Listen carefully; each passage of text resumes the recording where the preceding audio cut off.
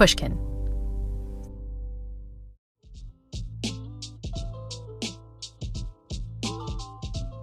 The Happiness Lab has just turned 5 years old. It's hard to believe, but our first series went out in the fall of 2019. Since then, we've made a couple hundred episodes, and thanks to all of you out there, we've racked up more than 130 million downloads. We don't have much data on how much happiness this has sparked, but I think it's probably a ton. We've certainly tackled a lot of topics and talked to some amazing people. But to celebrate these 5 years, I've picked 5 episodes from the archive that holds a special place in my heart. My producer, Ryan Dilley, has been with me every step of this half-decade journey. So Ryan, tell me what the first show out of the archive is. So it's an episode called Mistakenly Seeking Solitude. It's from our very first season. So why did you have me grab this particular episode? I picked this episode because it's one of my favorite episodes. I mean, which is always hard for me to say. I love all my episodes. They're like children to me, and so you have to love all of them. So Mistakenly Seeking Solitude is an episode about what we get wrong when it comes to human connection. And in particular, our assumption that solitude, not chatting with people, enjoying our space by ourselves, is maybe the right path to happiness, when all of the research seems to suggest that we'd be much happier if we reached out to other people. But this is genuinely one of my favorite. When I get asked, what are some of my favorite ones, this one comes up at the top. And I think it's for a couple of reasons. I really love the science part. It includes one of my favorite overall scientific guests, Nick Epley. But it was also one of the first episodes that we ever recorded. I think the first episode that we recorded together, right? Yeah, and I guess it was also the first time you went on a solo recording journey out in the field. You met the inventor of the ATM, didn't you? And you found out immediately, as I recall, you found the woes of being an audio producer, right? Yes, that was a trip that I got to take to Texas to meet Don Wetzel, the inventor of the ATM. And he had a lovely house. He actually let me journey to his house so that I could record with him at his house live. Right. But his house had lots of clocks. Like he collected cuckoo clocks that all kind of seemed to go off at really random times, which was lovely. It sounded beautiful, but it did not make for very clean audio, if I recall. We made the best of it. I think it was really lovely, though. But yeah, there was lots and lots of clocks going off. Since we've recorded this, 5 years ago, society seems to have gone in the wrong direction since the episode aired. Whenever I get on a train, I always lament the fact that there are quiet cars still, but there are no chatty cars, which is something we talk about. The chatty car is where you can go to meet your fellow commuters and actually get to know them. Yeah, it's all a little bit depressing. I mean, when we made the episode, I'd hoped the idea for the chatty car would resonate and some company would take it on and we'd all have trains now that everyone was chatting and stuff. But it didn't seem to happen. And so I think that's another one of the reasons that I love this episode so much, is that I think it matters now just as much as it did 5 years ago when we first put the episode out. So given all of that, here is possibly my favorite ever Happiness Lab episode, Mistakenly Seeking Solitude. The fighting in the streets of Saigon during the New Year or Tet Offensive made the war too real. Tonight, I have ordered our aircraft and our naval vessels to make no attacks on North Vietnam. It's 1968, a pretty tumultuous year. Head wrapped in a combat bandage being helped across the road now. Officers also reportedly chased and fired on a radio-equipped car containing... America's chief negotiator is certainly not optimistic. They're about 100 feet from me. There are 1, 2 more wounded. 3, 4... But there was one event in 1968 that didn't make the headlines, even though it's still having a huge effect on your well-being. I had to wait, and I really got a little bit aggravated because I knew I had the money there, so all I had to do was, cash a check and get out of there. This is Don Wetzel. He's recalling a fateful day in November of that year when he was trying to do something simple. He just wanted to withdraw some cash at his bank. I was scheduled to take a trip on a Monday morning, so on Friday, on the lunch hour, I went to my bank to get some money. I would say maybe 8 to 10 people in line. My guess is, maybe I was in that line for like 18 to 20 minutes just to cash a check. Don's time was really valuable. He was a talented engineer and vice president of a technology company that was on the hunt for a new business. But instead of problem solving at his desk at work, he was stuck in a bank lobby. So my job was to come up with one or more new products, and I was getting nowhere. Half a century later, we still share Don's misery. We're stuck in lines all the time. When we wait for coffee in a cafe, when we stand on a crowded train platform, when we get stuck for hours in airport security, we know exactly what he was feeling, watching time slip through his fingers. My brother Aaron wrote a book called How Many Licks? Hey. Hey, Santos, how's it going? Or How to Estimate Damn Near Anything. I asked him to calculate for us how much time we're likely to spend waiting in line over our entire lifetimes. Yeah, so I think the number we came up with was 7,000 hours. 7,000 hours waiting in line. That's more than 6 months of our life stuck in some queue. That's crazy, right? With 7,000 hours, you could take a massive vacation. You could learn a new instrument or a new language or a new sport. But you're not doing any of that. You're just waiting, staring at the back of someone's head. And it sucks. We tell ourselves that standing in line is an awful, annoying, happiness-draining waste of time. But what if we could see that line, not as a huge pain in the butt, but as an opportunity to be happier? Our minds are constantly telling us what to do to be happy. But what if our minds are wrong? What if our minds are lying to us, leading us away from what will really make us happy? The good news is that understanding the science of the mind can point us all back in the right direction.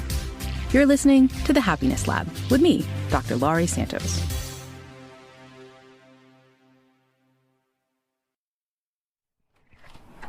Hey, Don. Hey, hi, Laurie. Great to meet you. Don Wetzel doesn't have the same name recognition as Thomas Edison or Steve Jobs, but he's an inventor too. And it turns out his irritation with waiting in line led to a creation that revolutionized the financial sector. It has also completely changed the daily routines of ordinary people around the world. Before I met Don, I had a certain image of him in my mind. I rang the doorbell expecting to meet a slick, self-important inventor guy. But then, 90-year-old Don welcomed me into the cozy Dallas home that he shares with his wife, Eleanor. And I realized Don wasn't the Elon Musk type I had imagined. Well, I'm delighted you're here. Thank you so much. Don was like the friendliest grandpa you've ever met. I sat with Don and Eleanor in their living room, which was filled with comfy pillows, smiling photos of their 12 children, and clocks. Lots of clocks. They were lovely, but clocks are kind of the nemesis of the podcaster. I'm going to wait till this stops in a second, and then I'll finish up. I can stop that. No, it's okay. The clocks are kind of fitting, though, because Don understands the value of time. In fact, it was that feeling of wasted time back in 1968 that led to his life-changing idea.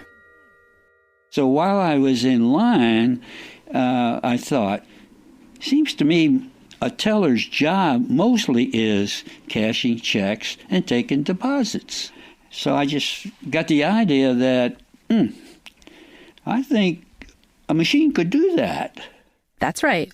Don had just dreamed up the ATM, the automated teller machine that millions upon millions of busy people use every day.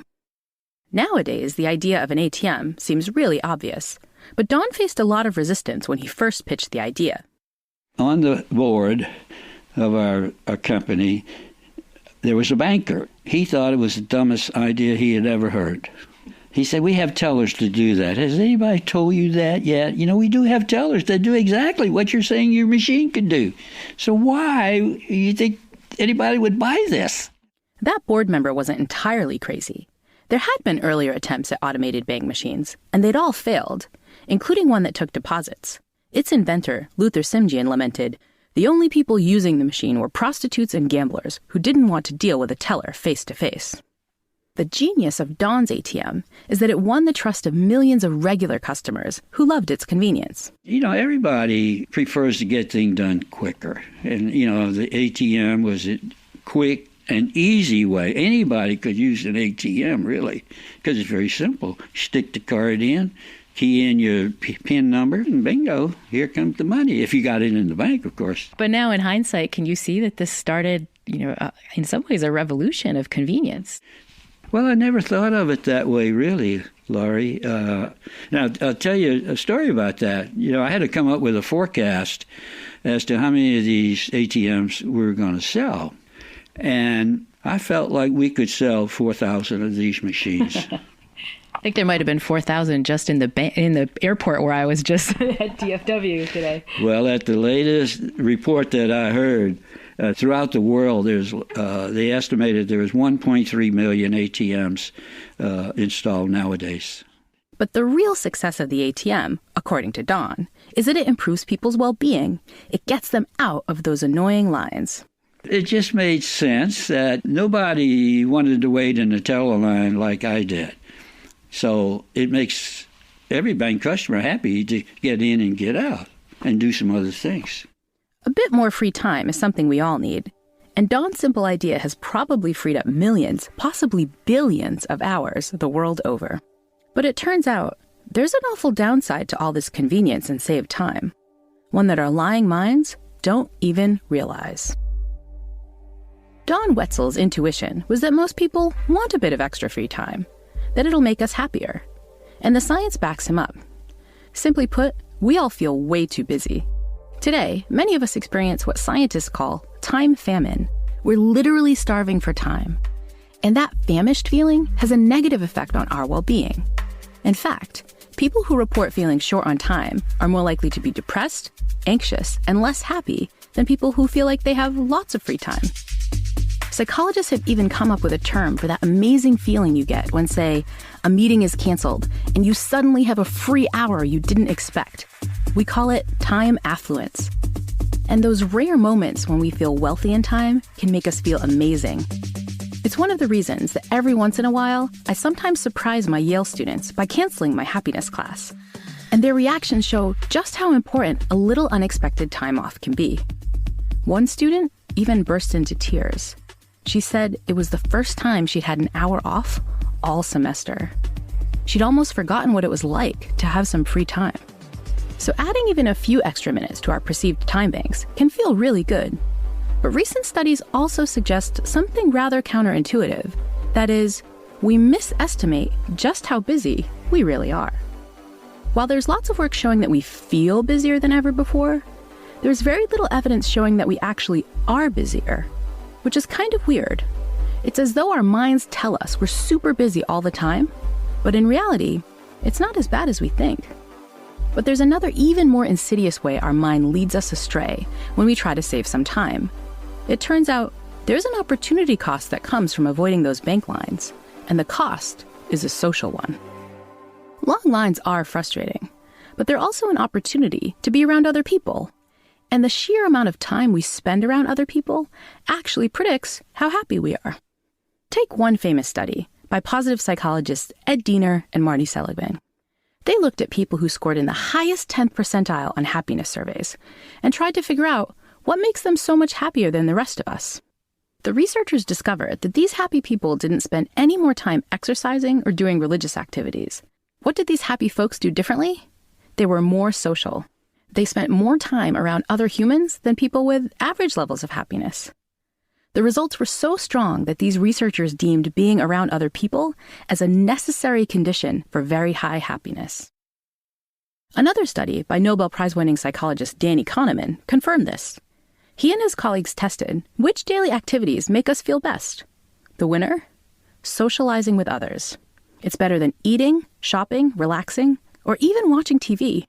Just being with other people makes us feel good, even if those people are strangers. There are lots of sources of well-being standing around you. You just have to tap into them. My friend Nick Epley is a professor of behavioral science at the University of Chicago's Booth School of Business. Happiness isn't about the intensity of experiences that we have. It's about the frequency of them. Happiness is like a leaky tire on your car. You don't have a nice conversation with somebody and then are happy forever. But if you're having a nice conversation with somebody on a plane, that plane ride is more enjoyable than it would have been otherwise. But then, once you're off the plane ride, your tire goes flat a little bit. You got to do something else to pump it back up. And so I find a lot of these conversations are like air compressors for my tires. Nick studies why we're so resistant to being more social. Why don't we take more time to fill up our leaky happiness tires with a quick conversation? People get the consequences of social interaction wrong, particularly with strangers. Not engaging in conversation with somebody else gives you a cost somewhere else. And people don't always seem to recognize that. It turns out the cost of not being social, not taking enough time to connect with other people, is that it makes us feel pretty awful. Feeling lonely or isolated just kind of stinks. Loneliness is now a growing epidemic around the world. People today report feeling lonely at double the rate they did in the 1980s. Take college campuses, like where I work at Yale. Nationally in the U.S. right now, over 60% of college students report feeling very lonely most of the time. This is higher than in any other previous generation. A stressor like that impairs your well-being and it impairs your health. Recent research shows that the physical consequences of our increased loneliness are staggering. Feeling isolated is said to be as bad for our health as smoking 15 cigarettes a day. If loneliness had a health warning, it would sound like this. May cause increased risk of inflammation, disrupted sleep, abnormal immune responses, depression, anxiety, higher stress levels, early cognitive decline, alcoholism, cardiovascular disease, stroke, Alzheimer's, diabetes, suicide, and even early death. So what can we do to fight this loneliness epidemic? Well, you can get a few hints from people who don't feel all that lonely. People like Eleanor Wetzel. I'm half extrovert and half introvert, and so that part of my personality enjoys the connection with people. From the moment Dawn Wetzel's wife welcomed me into her home, it was obvious that this old-fashioned grandmother was the opposite of lonely. She was one of the most sociable people I had met in a while. She had a story for everything, including how she met Dawn. It was a blind date, so we were starting at zero. And I think there was just a chemistry there. I had planned to spend only 30 minutes or so on this interview, but I ended up chatting with Eleanor for over 2 hours. We talked about our families, what her life was like growing up, how she was able to raise so many children, and other stuff too. I asked what her secret was. How did she connect with people so easily? It turns out she just chats with strangers whenever she can. I have no problem with direct eye contact and smiles. You know, that's who we are. That's how you relate to people. But I can see a lot of downers with the technology that we have available. The ATM doesn't smile back at you or show me their pretty eyes or whatever. So we don't want to lose all of that. It's true that Dawn's ATMs have given us back time, but they've also robbed us of an important opportunity to connect with human tellers and our fellow bank customers. They steal one of the small chances we have each day to fill up our leaky happiness tires with a quick conversation. Which is why Eleanor has taken a relatively shocking stance on ATMs. Well, I've actually never used one, period. That's right. Eleanor has never used an ATM, even though her husband is the guy that invented them. She just prefers to chat with the teller. I don't think we even know yet how much is being lost without that interaction of human beings. The whole bit, there's so many components, I wouldn't even have time to go into all of them, and I'm sure I haven't even thought of all of them. Eleanor's right here. We're automating the humans out of everything. Take music, for example. Back in 1968, if Eleanor wanted to hear a new song, she'd have to interact with a bunch of people. She'd have to find a record store, ask the clerk where to find that new song, stand in line with other folks to buy it, and only then could she drive home with her kids to throw it on her record player. But today, it's different. Who is this, Alexa, that you can have do everything for you? Every new automated convenience we introduce into our lives has a cost. And that cost, all too often, is a social one. The problem is, it's not often a cost we even realize. The question is why? But first, we need some music to send us into the break. So let's tease what's coming up next. Alexa, play anything by the Talking Heads. I'm having trouble connecting to the internet. Oh, I'm so sorry. Give me a moment. The Happiness Lab will be right back.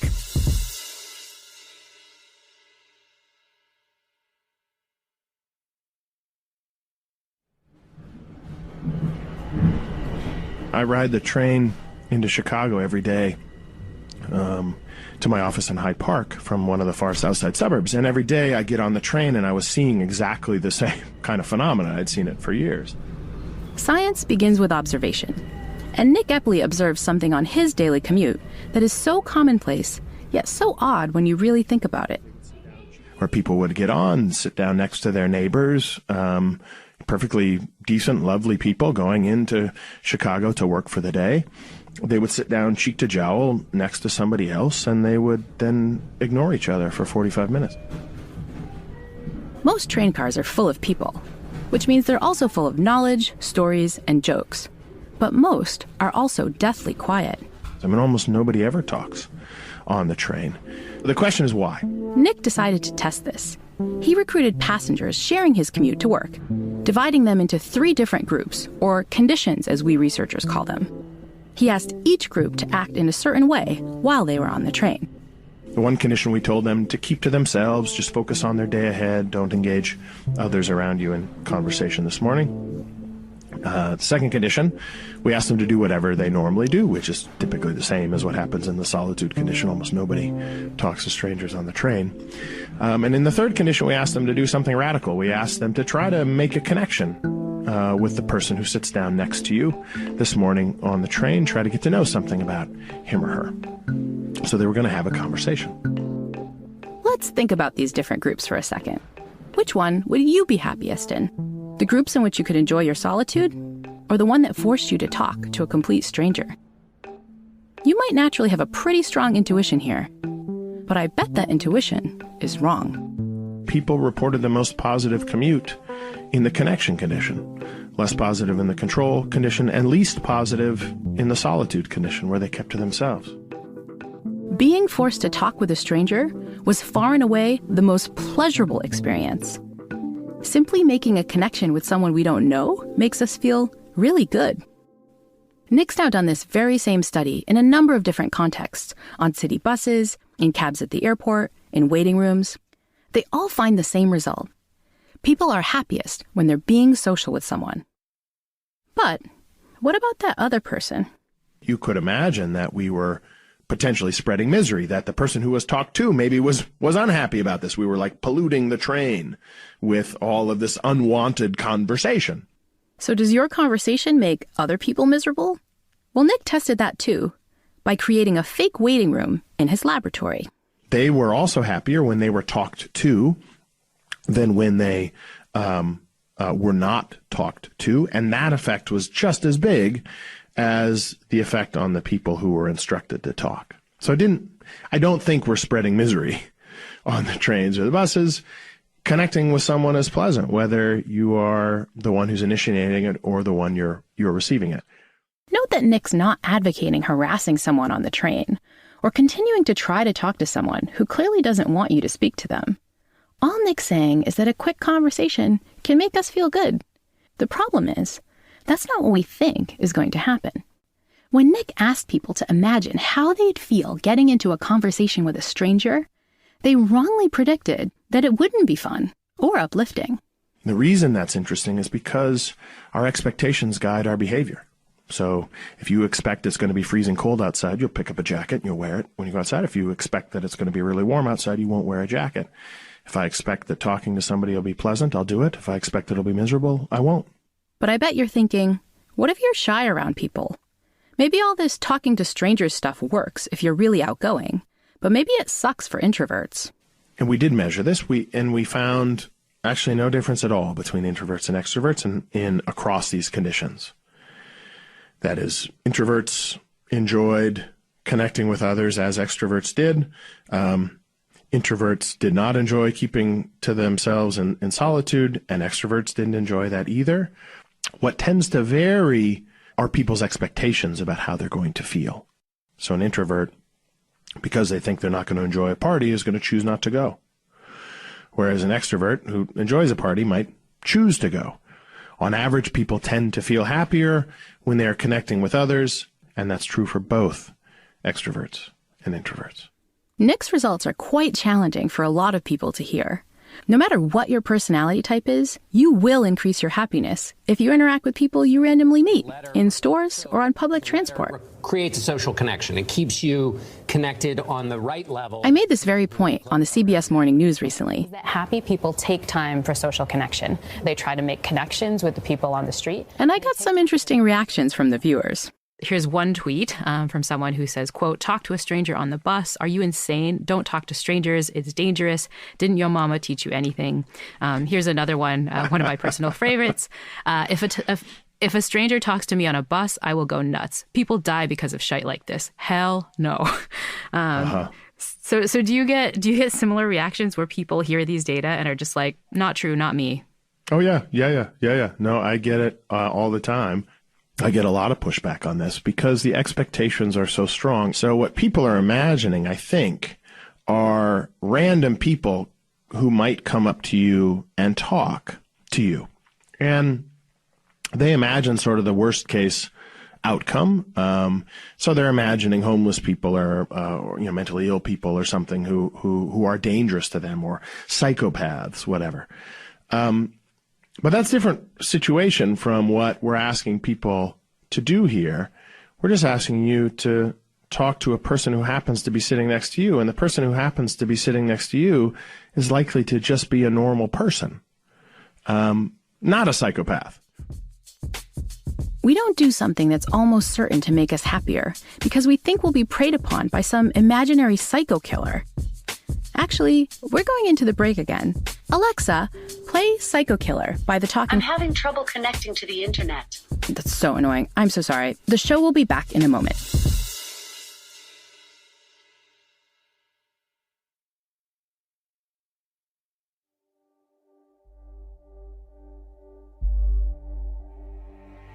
Nick Epley thinks we're too scared of falling victim to some psycho killer to strike up conversations on a train. Such unfounded fears are part of why we seem to find the automation revolution so alluring. Don's ATM was the first step, but now we're killing the human part of so many of our interactions. I want to introduce you to someone who's deeply worried about this new direction.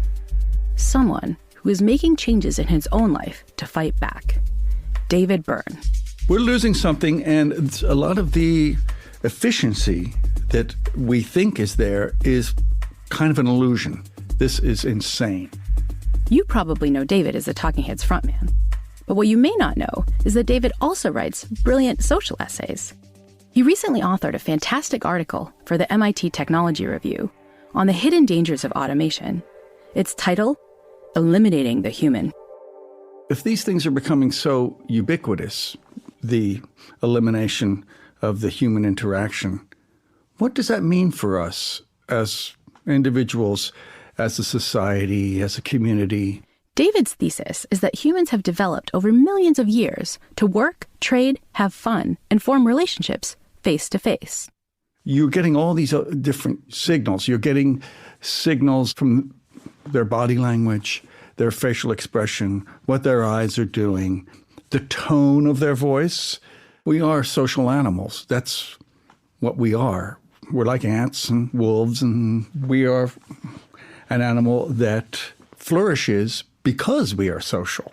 And you wonder what will happen or what is happening when that aspect of our deep makeup starts to be taken away from us, or not so much taken away, we give it up voluntarily. David's worried that we're all voluntarily turning our backs on our fellow humans every day, thanks to new products which promise us ease and convenience, be it an ATM, or an app to pre-order our groceries, or a film streaming service that saves us a trip to a crowded movie theater. I'm not saying that whoever designed these things had in the front of their mind, can I come up with a technology to eliminate some of the human interaction in my life? But it sure seems to be the result. No disrespect to inventors like Don Wetzel, who is as social as social can be. But David worries that a relatively small section of society, namely the engineers who design all this stuff, they're creating a world that the rest of us must inhabit. And they are creating it in their own image. My father was an engineer. I enjoy that mindset of looking at things from an engineer's point of view. But I recognize a lot of that in a lot of programmers, coders, engineers who are designing a lot of the things that kind of envelop us in the contemporary world. You can sense that a lot of these guys, and most of them are guys, are not comfortable in social situations. So even if they would not vocally say, I want to make a world where I never have to interact with a person, they might unconsciously do that. That's the world that has been made for us. And whether we want to or not, we're living in their world. Whether or not you completely buy the stereotype that all engineers shun human company, most of us can admit that what they've designed is often pretty tempting. Many of us have moments where we relish opportunities to be by ourselves, or just hide away a bit. When I was much younger, I was much shyer. I was much more uncomfortable in social situations. I would create a kind of facade or character or persona that would be my face for a social interaction, and it was a little bit artificial. In that sense, I can identify and understand that a lot of people feel like, oh, no, if I can figure out a way to navigate the world with as few annoying interactions with the human, then very good. Let's design interfaces that speed things along and help someone who is uncomfortable in social situations, for example, get through them without the pesky human. At the end of his MIT Tech Review article, David argues that as we spend less and less time talking and listening to each other, we'll become less tolerant of each other's differences. We'll become more inclined to envy and antagonism. It's a chilling prospect. But can science save us? Can researchers like Nick convince the champions of automation that they're getting the balance between convenience and happiness all wrong? I'm afraid to say, it doesn't look promising. Remember Nick's experiment using train passengers?